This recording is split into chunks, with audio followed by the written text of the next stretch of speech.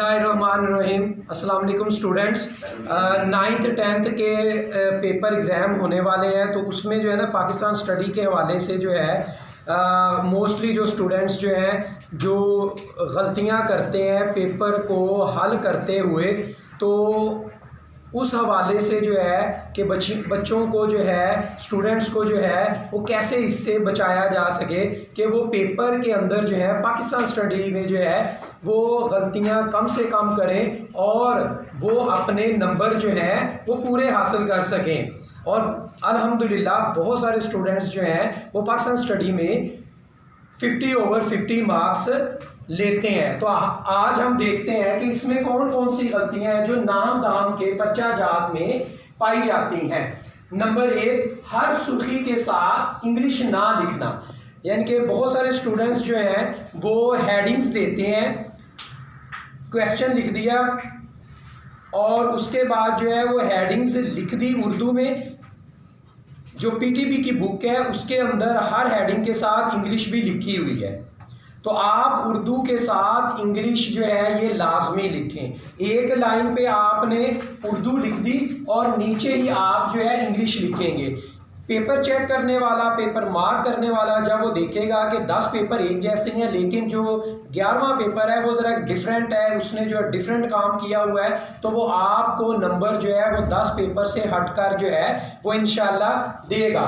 दूसरा ये कि इमला की ज़्यादा गलतियां जो है वो नहीं होनी चाहिए। उसका तरीका ये है कि आप एक क्वेश्चन, लॉन्ग क्वेश्चन, उसको याद करें, याद करने के बाद आप लिख कर देखें और बुक खोलें और उससे जो है आप मैच कर लें, तो आपकी इमला की गलतियां जो हैं काफ़ी हद तक कम हो सकती हैं। नेक्स्ट है तारीख गलत लिखना। बहुत सारे क्वेश्चन है, खुतबा आलाबाद में जो है वो डेट लिखी हुई है, तारीख लिखी हुई है। अब आप एक रूटीन से जो है उर्दू तहरीर लिख रहे हैं, ठीक है, लेकिन दरमियान में आप तारीख लिख देते हैं। जैसे आप रूटीन से लिख रहे हैं और आगे हैं जी 1930। अब ये आपका उर्दू अबारत में लिखते हुए जो है ये 1930 जो है ये हाईलाइट होगा, ये तारीख होगी। अगर आपको तारीख याद नहीं रहती तो आप उसको इग्नोर कर दे, मत लिखें। लेकिन जब आप उर्दू की तहरीर में जो है साथ डेट लिख देंगे और वो डेट गलत होगी तो उसी टाइम जो है उस पर सर्कल आ जाएगा कि इसको जो है वो डेट का पता ही नहीं है, तो इसलिए तारीख जो है वो गलत आपने नहीं लिखनी।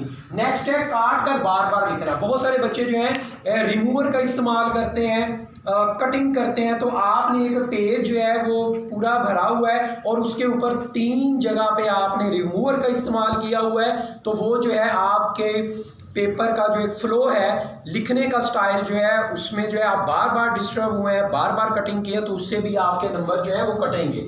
हाशिया ना लगाना, हाशिया बहुत ज़रूरी है।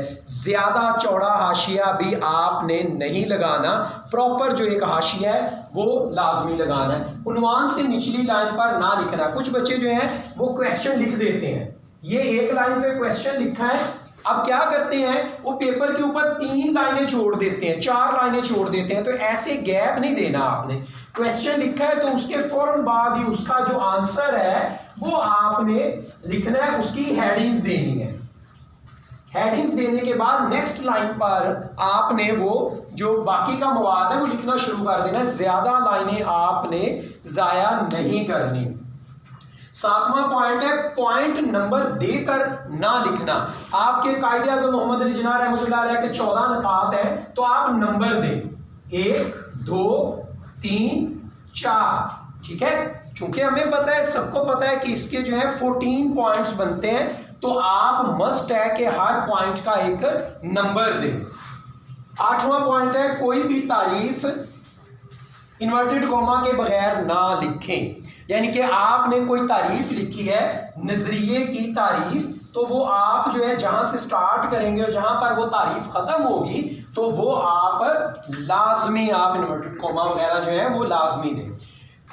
नंबर 9 है जरूरी जगह पर इल्लामा इकबाल का शेर ना लिखना। इल्लामा इकबाल का शेर जो है ये पहले चैप्टर में मौजूद है। अगर आपको ज़रूरत पड़े, आप लॉन्ग क्वेश्चन आपने लिख लिया है मुकम्मल, अब आप महसूस कर रहे हैं कि अल्लामा इकबाल का आप इरशादात की रोशनी में जो है लॉन्ग क्वेश्चन कर रहे हैं, तो आप जो है वहाँ पर एक या दो शेर जो है वो ऐड कर सकते हैं। ये डिफरेंट एक काम है जो इसमें एडिशन होगी। नंबर 10 होगा मुनासिब जगह पर कोई फरमान वगैरह का इजाफा ना करना। फरमान रसूल सल्लल्लाहु अलैहि वसल्लम का जो है वो आप जिक्र लाजमी करें, ठीक है। उसके बाद नंबर 11 है किताब में दर्ज हवाला जात को ना लिखना।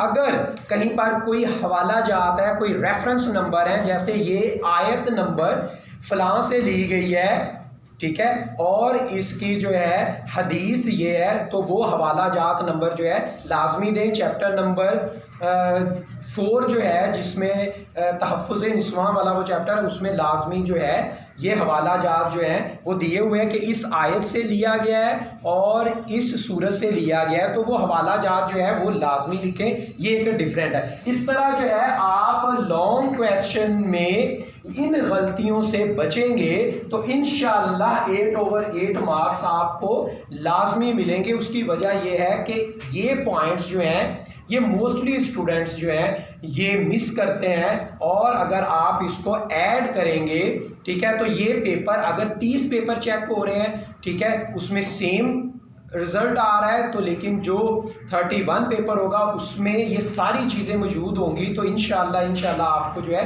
8/8 मार्क्स जो है लॉन्ग क्वेश्चन में जो है वो लाजमी मिलेंगे। बहुत शुक्रिया जी।